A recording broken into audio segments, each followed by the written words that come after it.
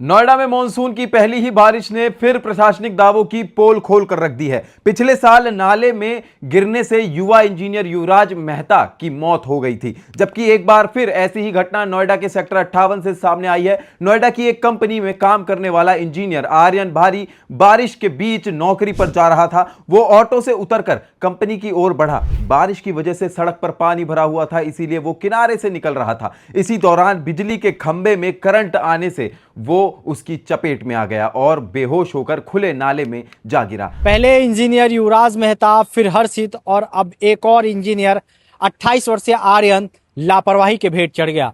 लापरवाही नोएडा अथॉरिटी की, लापरवाही बिजली विभाग की। इस वक्त मेरी मौजूदगी नोएडा के सेक्टर 57 में है और आप ये जो स्लैब देख रहे हैं ये गुरुवार को खुला हुआ था। गुरुवार लगभग 20 घंटे बारिश हुई। बारिश के बाद सड़क पे जल का भराव हो चुका था। आर्यन सुबह 9 बजे अपने काम पे जा रहा था। वो पास के ही एक कंपनी में टेक्निकल इंजीनियर था। आर्यन जब काम पे जा रहा था, ये जो सड़क आपको सामने दिख रही है यहाँ जल भराव हो चुका था। ऐसे में आर्यन साइड से आने की सोचता है। साइड से आर्यन इधर से आता है और ये जो 3 स्लैब आप देख रहे हैं, 1 2 3, ये पूरा स्लैब खुला हुआ था, यानी कि पूरा नाला ये खुला हुआ था और इसी में आते हुए आर्यन अचानक गिर जाता है। अधिकारियों के मुताबिक आर्यन को करंट लगा, उसके बाद आर्यन गिरा। पास में ही आप देख सकते हैं जर्जर स्थिति में बिजली विभाग का एक खंभा है। हो सकता है कि आर्यन को करंट लगा हो, लेकिन सीसीटीवी में साफ तौर पे इस खुले नाले में गिरते हुए आर्यन दिख रहा है।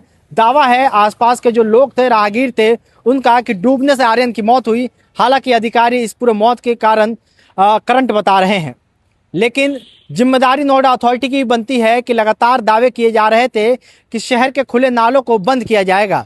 सीओ कृष्णा करुणेश ने युवराज मेहता के घटना के बाद पदभार संभाला और उसके बाद उन्होंने दावा किया कि शहर के जितने भी गड्ढे हैं और जितने भी खुले नाले हैं सबको बंद किया जाएगा। लेकिन आखिर ये नाला क्यों खुला था और इस नाले में गिर के आर्यन की मौत हो गई। आर्यन यहाँ परिवार के साथ रहता था। आर्यन के पिता की पहले मौत हो चुकी है। अपनी माँ के साथ सेक्टर 22 में रहता था। आर्यन हाल ही में एक कंपनी में ज्वाइन करता है सेक्टर 57 के ही, और यहीं टेक्निकल इंजीनियर का काम कर रहा था।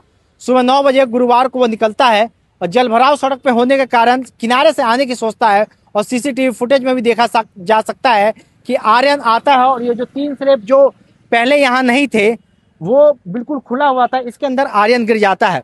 इस हादसे के बाद नोएडा अथॉरिटी जागा है। शहर के जो नाले हैं उनकी सफाई करवाई जा रही है, तो जगह जगह जो नाले खुले हुए हैं उन पर स्लैब डाला जा रहा है। इस नाले पे भी हाल ही में स्लैब डाला गया है, लेकिन सवालों के घेरे में नोएडा अथॉरिटी का कार्यशैली है कि आखिर सीईओ कृष्णा करुणेश लगातार दावा कर रहे थे कि खुले नालों को बंद किया जाएगा, लेकिन यहाँ सेक्टर 57 जहाँ तमाम बड़ी बड़ी कंपनियाँ हैं वहाँ नाला कैसे खुला था। नोएडा से मोहम्मद रजा, स्टेट मिरर।